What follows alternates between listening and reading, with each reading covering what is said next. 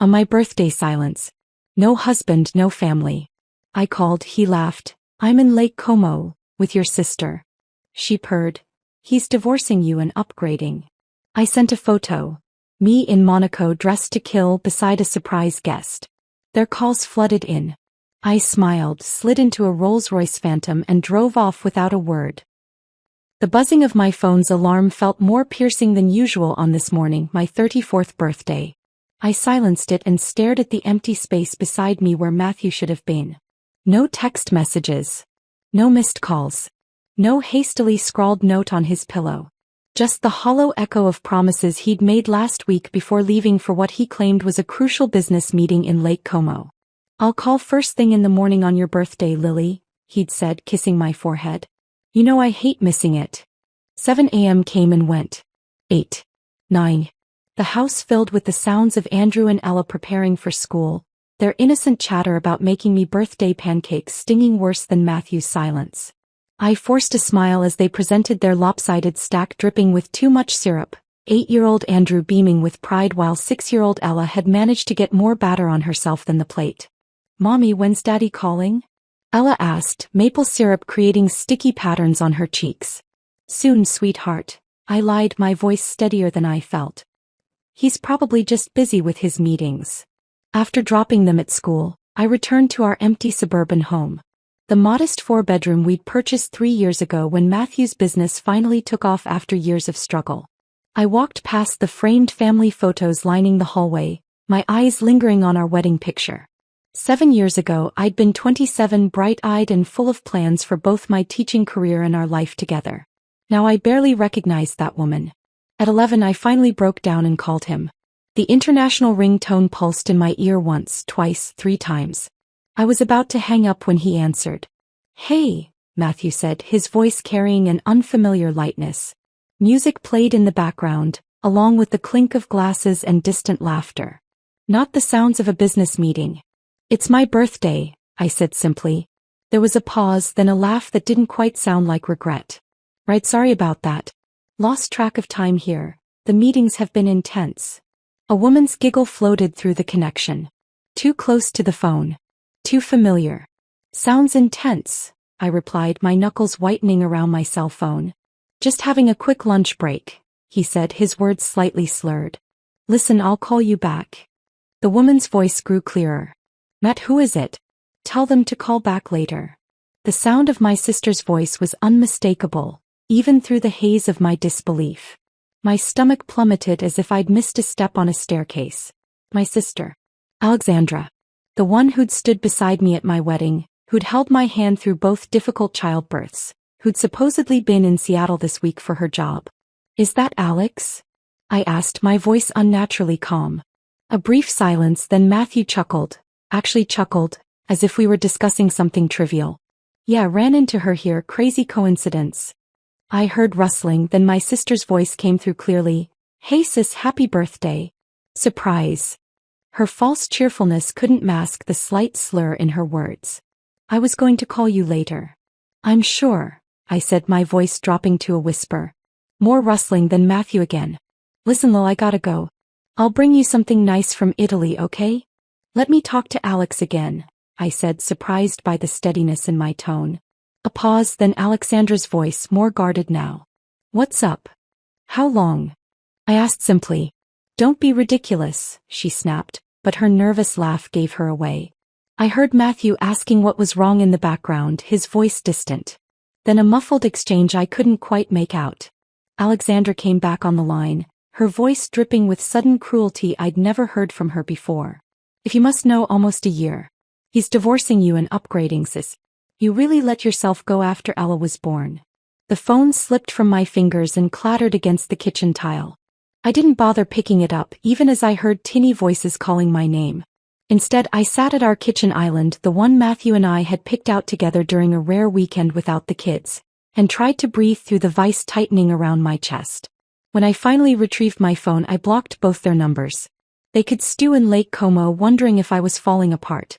I refused to give them the satisfaction of my tears. The rest of the day passed in a blur.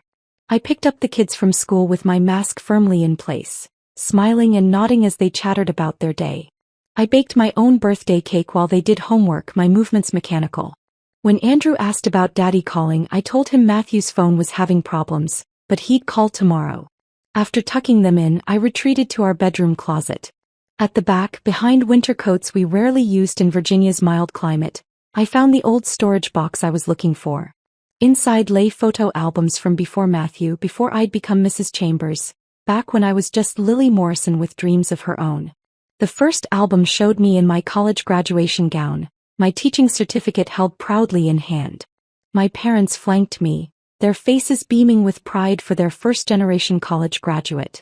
I'd been so determined then, securing my first teaching position at Westbrook Elementary before I'd even had my diploma in hand. I flipped through more pages. Photos with my college roommates on weekend hiking trips, volunteer work at literacy programs, my first classroom decorated with painfully earnest motivational posters. My fingers traced the face of a young woman who believed her future was limitless. Then came pictures of Matthew and me during our whirlwind romance. Our first date at a cafe near the school where I taught third grade. Weekend trips to nearby beaches. The small but perfect diamond ring he'd presented after just 6 months together. I remembered how supportive he'd seemed of my career at first. Then came his job losses, 3 in rapid succession. The gentle suggestions that perhaps I could take a year off to support him emotionally while he found his footing. The pregnancy with Andrew that made the decision easier. The promise that it would be temporary. But temporary had stretched into permanent. Matthew's struggling business eventually took off in year 4 of our marriage, around the time Ella was born. By then my teaching certificate had lapsed, and the woman in these photographs had disappeared into grocery lists, pediatrician appointments, and being the perfect corporate wife at Matthew's business dinners. I closed the album and leaned back against the closet wall, surrounded by the detritus of a life I'd willingly put on hold for a man who was at this very moment laughing in Lake Como with my sister. The betrayal cut deep, but something else was stirring beneath the pain. A flicker of the determination that young woman in the photographs once possessed. Tomorrow I decided I would start making calls. But tonight I allowed myself to mourn, not just for my marriage but for the years I'd lost sight of myself. Sleep evaded me that night. By 5 in the morning I abandoned the pretense, slipped on my robe and padded downstairs with a determination I hadn't felt in years. If Matthew wanted a divorce, I needed to understand exactly what I'd be fighting for, or against. His home office had always been off limits, an unspoken rule established early in our marriage. Business papers are boring and confidential, he'd say whenever I ventured too close. Nothing you need to worry your pretty head about. The condescension had always bothered me, but I'd swallowed it along with so many other small indignities. Not today. The door opened silently and I flicked on his desk lamp, casting a soft glow across the meticulously organized space. Unlike the rest of our home where evidence of family life abounded, this room contained no photos of the children or me. Just degrees, awards, and a single picture of Matthew shaking hands with the mayor at a Chamber of Commerce event. I started with the filing cabinet, methodically working through folders labeled with client names and project numbers. Most contained contracts and correspondence I only partially understood, but in the drawer marked pending, I found a thick folder for something called Project Apex. The proposal outlined a massive commercial development in Northern Virginia, easily 5 times larger than anything Matthew's company had managed before. My breath caught when I turned to the final page and saw the potential client's name, Ryan Callaway, CO, Callaway Development Corp. Ryan Callaway. The name hit me like a physical blow. Ryan from Westlake High. Ryan who'd taught me to drive stick shift in his father's old pickup. Ryan who'd taken me to senior prom when my original date came down with mono. Ryan who'd stayed in touch through college before life and distance gradually pulled us apart. I hadn't thought of him in years, but seeing his name now felt like a lifeline being thrown while I was drowning. I checked the date on the proposal. It was scheduled for final review next week. According to Matthew's calendar, which I found open on his laptop, he would be meeting Ryan's team in New York on Tuesday to finalize the details. Lake Como had never been a business trip. Just a romantic getaway with my sister while closing in on the biggest deal of his career. Dawn was breaking as I made coffee and settled at the kitchen table with my laptop. A quick search confirmed that Ryan had indeed done well for himself, building a reputation for sustainable commercial developments with community focus. His company bio mentioned his Virginia roots and commitment to revitalizing smaller communities with thoughtful growth, values Matthew had always dismissed as unprofitable idealism when discussing competitors. I hesitated with my finger over the Contact Us button on the Callaway Development website. What exactly was I hoping to accomplish? Warn an old friend about my husband's character? Beg for information? The desperation of my situation suddenly hit me full force and tears threatened again. Then I noticed something in the project description that didn't add up. The proposal in Matthew's office included several innovative community integration concepts that I'd never heard him discuss. In fact, they sounded nothing like his usual profit-first approach. I dug deeper into the Callaway Development site and found similar language in Ryan's previous projects. My hands trembled as I picked up my phone and dialed the direct number listed on the proposal. Callaway. His voice was deeper than I remembered, but unmistakably Ryan's. It's Lily, I said, surprised at how small my voice sounded. Lily Morrison. Well, Chambers now, but... Lily. The shock in his voice was evident, followed quickly by warmth.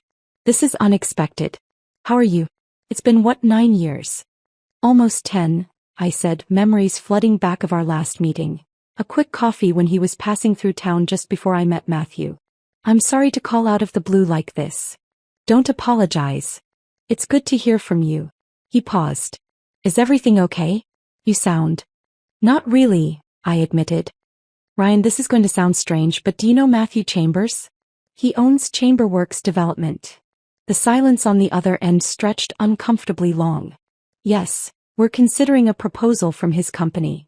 His voice had cooled slightly. Lily, are you calling about business? Because that would be. He's my husband, I interrupted. And he's currently in Lake Como with my sister, telling me it's a business trip while planning to divorce me. Another long pause. I'm sorry, Ryan finally said, his voice gentler. That's awful. But I'm not sure how I can help. The proposal he sent you, I said, flipping through the pages in front of me. These community integration concepts. The sustainable materials sourcing plan. The local artist installations. Did he present these as his ideas? He did, Ryan replied slowly. Are you saying they're not? They're nothing like anything he's ever built or talked about, I explained. Matthew thinks public spaces in commercial developments are wasted revenue opportunities. His exact words at our last neighborhood association meeting. Interesting, Ryan said, his tone shifting to something more businesslike. Because those elements were exactly what put his proposal ahead of others. We have a meeting next Tuesday to finalize. I took a deep breath. I think he's copied these ideas from somewhere else, possibly from your own previous projects. It wouldn't be the first time he's taken credit for other people's work. The silence that followed was different, calculating rather than shocked. Lily, I think we should continue this conversation in person, Ryan finally said. Can you meet me tomorrow? I'm actually in Falls Church for a site visit. There's a cafe called Roasted on Main Street. I have kids, I said automatically, the reflexive response of a mother who's forgotten how to prioritize herself. Bring them, he said simply. I'd like to meet them. And Lily? Bring that proposal if you can. I think we have a lot to discuss. As I hung up, I noticed my hands had stopped shaking. For the first time since that devastating phone call yesterday, I felt something beyond pain and shock. It was a rusty, unfamiliar feeling that took me a moment to identify. It was the stirring of purpose. And perhaps, just maybe, the first inkling of justice. Sleep came easier that night, purpose replacing the hollow ache of betrayal. I woke before my alarm, mind already racing with the day ahead. After getting the kids off to school, I drove straight to the bank where Matthew and I held our joint accounts. I'd like to review all our accounts and safe deposit box access, I told the personal banker, a woman named Janet who'd helped us set everything up years ago. Her eyes flickered with recognition, not of me but of the situation. Of course, Mrs. Chambers. Is Mr. Chambers joining us today? No, I said firmly. But as a joint account holder, I have every right to this information. An hour later, I left with a complete picture of our finances, including copies of recent statements, wire transfers, and access logs. What I found confirmed my suspicions. Matthew had been gradually moving money to a separate account for months, small amounts that wouldn't trigger my attention. Not enough to empty our savings, but enough to establish a comfortable cushion for himself. My next stop was to a divorce attorney recommended by Janet in a whispered conversation as I was leaving. She helped my sister when her husband did something similar, she'd said, slipping me a business card. Patricia Miller's office was modest but professional, her handshake firm and her eyes kind but shrewd. "Tell me everything," she said after I'd settled into the chair across from her desk. I did, from the birthday phone call to the discovered business documents to the separate bank accounts. "Classic pre-divorce behavior," she confirmed, making notes. "And the business? Your name isn't on any of it." "No. He always insisted it was better for tax purposes." She nodded. "But you've been supporting him throughout its development? Taking care of the home, children, entertaining clients, allowing him to focus entirely on building the company." "For 7 years," I confirmed. "Then you're entitled to a portion of its value regardless of whose name is on the paperwork. Virginia recognizes contributions of a homemaking spouse." She tapped her pen against her notepad. "What's your ideal outcome here, Lily?" The question caught me off guard. I'd been so focused on what I was losing that I hadn't considered what I wanted to gain. "Stability for my children," I said automatically. "Financial security. And..." I hesitated, then added, "recognition for what I've sacrificed." Patricia smiled for the first time. "Good. Now let's talk strategy." By the time I left her office, I had a clear plan for the legal aspects. Don't confront Matthew yet. Document everything. Secure copies of all important papers. Establish independent accounts. But the business angle, that required a different approach altogether. I met Ryan at Roasted as planned, Andrew and Ella in tow with their backpacks full of activities. They sat at a nearby table with hot chocolates and cookies while Ryan and I talked at a discreet distance.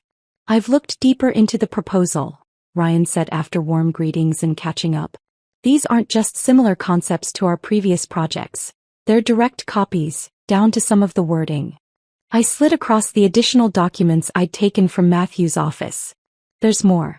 These are preliminary sketches for the innovative community spaces he's proposing." Ryan examined them, frowning. "These are almost identical to the riverfront commons we completed in Pittsburgh last year. We had those published in Urban Development Quarterly." "Which Matthew subscribes to," I confirmed. "Along with every major publication in the industry." Ryan set down his coffee cup with deliberate care. "Lily, this is intellectual property theft. If we'd signed this deal..." "I know." I met his eyes steadily. "And I'm guessing this isn't the first time he's done it." Ryan pulled out his tablet and quickly searched something. "The Westbrook Center his company completed last year." I thought it looked familiar. "It's remarkably similar to a Henderson design project from Chicago." We looked at each other, the implications clear. My husband wasn't just an unfaithful spouse. He was a fraud whose business success was built on stolen ideas. "I need to cancel this deal," Ryan said. "But more importantly, we need to document this pattern." "We?" I asked, surprised by his investment in the situation. I've always wondered what happened to the Lily Morrison I knew, the one who was going to change education for underprivileged kids one classroom at a time. His smile was gentle but searching. "I'm seeing glimpses of her again." I glanced at my children, happily drawing at their table. "She got lost somewhere between diaper changes and being the perfect corporate wife. Well, I'm glad she's finding her way back." He hesitated, then continued. "Our European headquarters is in Monaco. I need to fly there next week for quarterly meetings. The timing might work in our favor." "How so?" "Matthew expects to sign this deal Tuesday. When he discovers it's cancelled, he'll be desperate to salvage it. Desperate enough to follow if I suggest relocating the meeting." I caught his meaning immediately. "To Monaco." "Exactly. Away from his comfort zone. Away from his support network." Ryan leaned forward. "And if his wife and children happen to be there too?" "He'd panic," I finished, the pieces falling into place. "Especially if he thinks I know everything." Over the next hour, a plan took shape between us. Not just a confrontation, but a carefully orchestrated series of moves designed to protect my interests and expose Matthew's deceptions. That evening, after tucking the children into bed, I stood before my bathroom mirror, studying my reflection. Somewhere in the past 7 years I'd stopped seeing myself. Really seeing the woman behind the roles of mother and wife. My wardrobe had shifted to what Matthew preferred, my hairstyle chosen for low maintenance rather than how it framed my face. On impulse, I grabbed scissors and cut the long layers Matthew had always insisted made me look more feminine. The shoulder-length bob that emerged felt like a declaration of independence. The next day I took half of our accessible savings and opened my own account. I contacted our family doctor and arranged for both children's medical records to be copied. I had copies made of birth certificates, social security cards, and passports. Each action was a stitch in the safety net I was weaving for our future.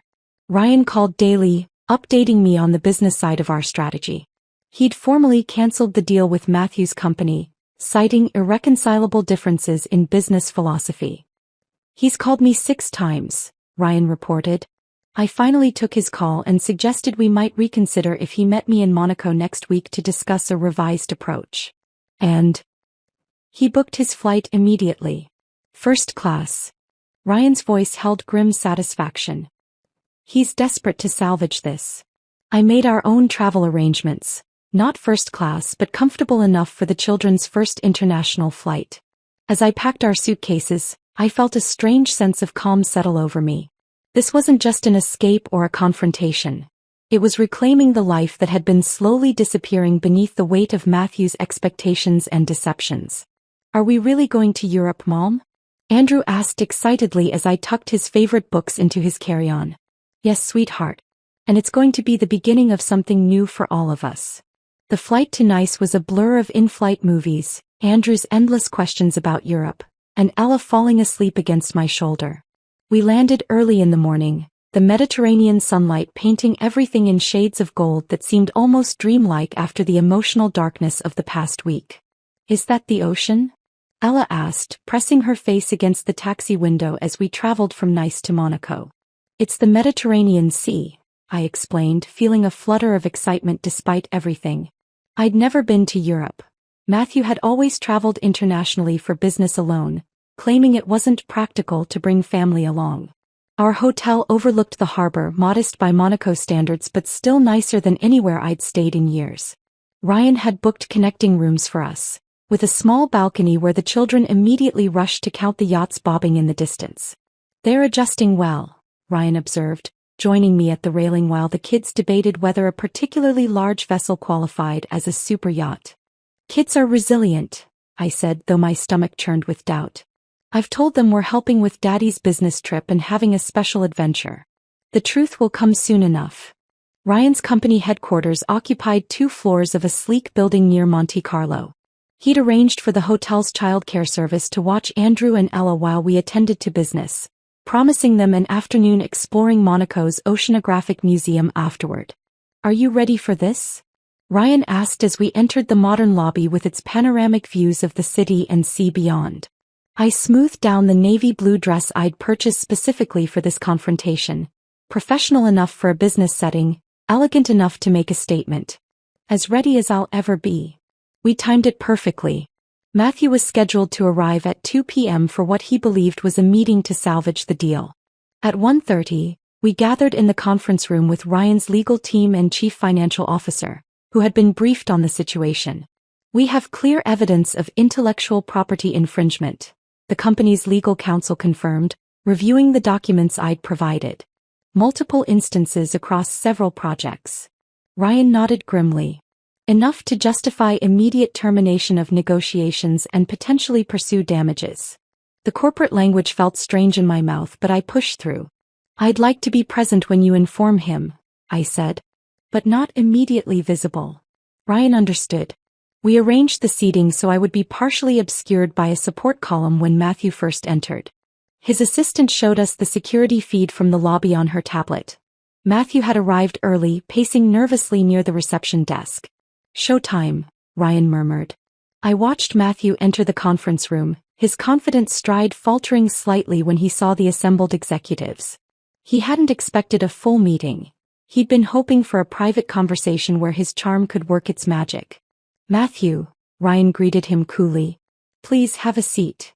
"Ryan, good to see you in person," Matthew said, reaching for a handshake that Ryan didn't reciprocate. The rebuff was subtle but unmistakable. Matthew's smile tightened as he took the offered seat. I appreciate you reconsidering our proposal. That's not why you're here, Ryan replied, sliding a folder across the table. These are direct comparisons between your proposal and existing projects. Some ours, some from other firms, showing unmistakable plagiarism of design concepts, community integration strategies, even specific wording. Matthew's face drained of color. There must be some mistake. No mistake, I said, finally shifting into his line of sight. I found all the source materials in your office, Matthew. The magazines, the downloaded PDFs, even your notes on how to adapt them. The shock on his face was almost worth everything I'd been through. Lily, what the hell are you doing here? Supporting my friend's business interests, I replied calmly. Just as I've supported yours all these years. Matthew's eyes darted between Ryan and me, calculation replacing shock. I don't know what she's told you, but my wife has been emotionally unstable lately. Save it, Ryan interrupted. We've verified everything independently. The deal is permanently cancelled and we're evaluating our legal options regarding your unauthorized use of our intellectual property. Matthew's lawyer mask slipped completely. You can't do this. This deal is worth millions to my company. I've already started preliminary work. Based on stolen ideas, I interjected. Just like you've stolen years of my life under false pretenses. The meeting concluded quickly after that. Ryan's legal team presented Matthew with formal termination papers for the deal, along with a cease and desist regarding any use of Callaway development concepts. Matthew signed with a shaking hand, his eyes repeatedly flicking to me with a mixture of rage and disbelief. As the executives filed out, leaving just the three of us, Matthew turned on me. Is this what it's about? Punishing me because I want a divorce? Destroying my business because I fell for someone else? Hi, sister, I corrected icily. And no, this isn't punishment. It's consequences. For your business practices and your personal ones. Ryan stood. I think we're done here. As Matthew gathered his papers with jerky movements, I made my move. Just one thing before you go, I said, pulling out my phone. Let's commemorate this moment. Ryan understood immediately, moving to stand beside me against the floor-to-ceiling window with its stunning view of Monaco's harbor. I positioned myself carefully, confident but not smug, elegant but not trying too hard. The woman I'd glimpsed in those old photographs finally returned. Marina, Ryan called to his assistant who was returning with some paperwork. Would you mind taking a photo of us? She snapped several as Matthew watched, confusion and anger warring on his face. I reviewed the images, selecting the perfect one. Ryan and I looking professional and at ease, the magnificent Monaco backdrop unmistakable, both of us with subtle smiles of victory. Matthew stormed out as I pressed send, attaching the photo to a message that read simply, "Thought you should know where I am. The children send their love."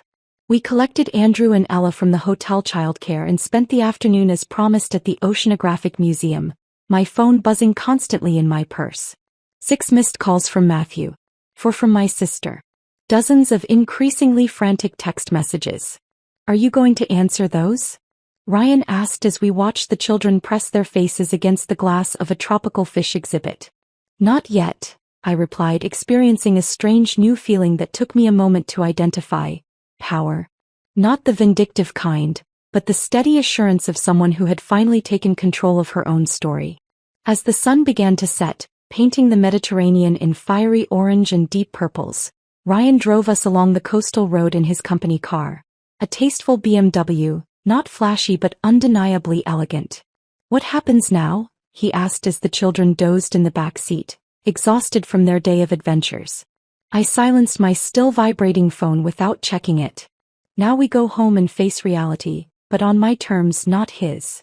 The road curved along the coastline, each turn revealing another breathtaking view.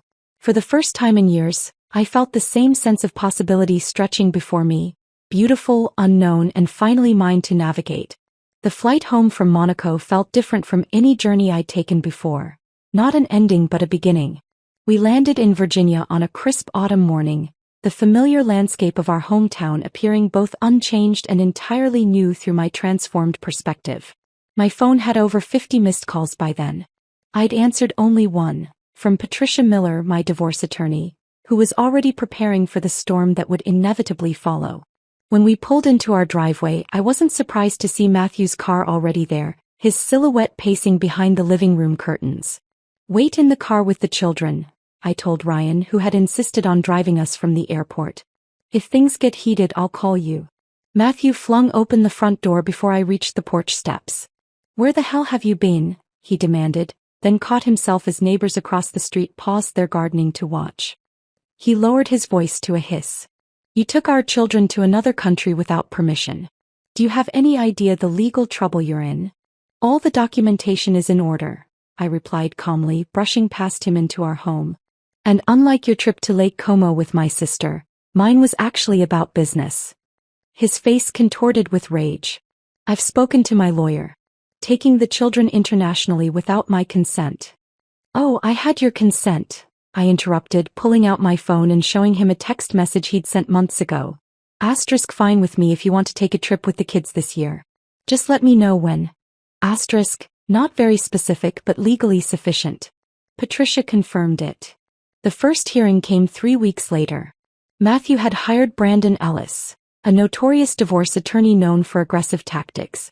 I sat beside Patricia at one table, Matthew and Brandon at the other, a chasm of polished wood between us that felt as vast as an ocean. "Your Honor," Brandon began, "Mrs. Chambers absconded with the children to Monaco without proper notification to their father, demonstrating emotional instability and poor judgment." Patricia calmly presented my documented communication attempts during the trip, the children's maintained school assignments, and most damaging to Matthew's case, the recording of his Lake Como call where he'd laughed about being with my sister. "It appears Mr. Chambers was not concerned about his children's whereabouts while enjoying Italy with his sister-in-law," Patricia noted dryly. The judge's expression spoke volumes. Matthew's attacks grew more desperate as the proceedings continued. He claimed I was financially irresponsible, despite my meticulous household accounting. He suggested I was emotionally unstable, contradicted by evaluations from the court-appointed family counselor who praised my steady support of the children through the separation. Most painfully, he tried to leverage Andrew and Ella. "Daddy says we might have to move away from you sometimes," Andrew confided one evening, his small face crumpled with worry. "He says the judge might make us." I gathered both children into my arms. "Your dad is scared right now, and sometimes scared people say things they shouldn't. But here's what I promise. I will always be your mom, and no judge will ever change that." While the legal battle dragged on, I began tentatively reconnecting with friends I'd lost touch with during my marriage. Coffee with Jennifer, my former teaching colleague. Lunch with Mark and Diane, our neighbors whom Matthew had deemed not our kind of people after his business took off. "We missed you," Jennifer said simply. "The real you." "I missed me too," I admitted. "I'm still trying to figure out who that is again." The most difficult reunion was with my parents. They'd been wary of Matthew from the beginning, their concerns driving a wedge between us when I interpreted their hesitation as lack of support for my choices. "We should have tried harder to stay connected," my mother said, tears in her eyes as she hugged me in their familiar kitchen. "Instead of just watching you disappear." "I wouldn't have listened," I acknowledged. "I had to find my own way back." My father, never a man of many words, simply said, "You're stronger than you know, Lily. Always have been." 6 months after Monaco, we reached the final divorce settlement. Matthew's business had suffered from the cancelled Callaway deal and whispers about his methods that had spread through the industry. He'd grown weary of fighting a battle he was increasingly likely to lose, especially after evidence of his financial maneuvering came to light. The terms were better than I'd dared hope. Primary custody of Andrew and Ella, the family home, half of our joint assets, and a significant portion of the business valuation, recognizing my years of supporting its growth from behind the scenes. "It's more than fair," Patricia assured me as I signed the final papers. "It's just." Matthew refused to meet my eyes at the last hearing, his sister conspicuously absent from his side after their relationship had publicly imploded. As we left the courthouse, he finally spoke directly to me. "I didn't think you had it in you," he said, something like reluctant respect in his voice. "That was always your biggest mistake," I replied simply. 1 week after the divorce was finalized, I sat at our kitchen table. My kitchen table now, surrounded by college brochures and online program printouts. Andrew and Ella helped me sort them into piles, turning the process into a game. This one has pictures of kids in the classroom, Ella pointed out, pushing a brochure for a local university's education program toward me. That means it's perfect for you, Mommy. Hudson State has an accelerated program for people who already have some credits. Andrew read carefully from another pamphlet. That's you, right? That's me, I confirmed, ruffling his hair. The doorbell rang and Ryan stood on the porch holding a small gift bag. Our friendship had deepened over the months since Monaco, careful and respectful, both of us aware of the precarious timing. I brought you something to celebrate Decision Day, he said, stepping inside. From the bag I pulled a beautiful leather-bound planner embossed with my name, my maiden name, Morrison. For your new schedule, he explained. I figured between classes, the kids, and everything else you might need this. It's perfect, I said, genuinely touched by his thoughtfulness and the lack of pressure behind it. Later, after the children were in bed, we sat on the back porch with cups of tea, discussing my final program selection. Hudson State's teaching certification pathway with a specialization in educational support for underprivileged communities. 2 years from now you'll be back in the classroom, Ryan observed. Terrifying and exhilarating all at once, I admitted. Starting over at 34 wasn't exactly the plan. Not starting over, he corrected gently. Continuing from where you left off. There's a difference. As the evening breeze carried the scent of my newly planted garden, I reflected on the journey of the past year, from the silent birthday that had shattered my world to this moment of quiet possibility. The path ahead wasn't perfectly clear or guaranteed, but it was authentically mine. I'd lost a husband but found myself, and somehow that felt like the better end of the bargain.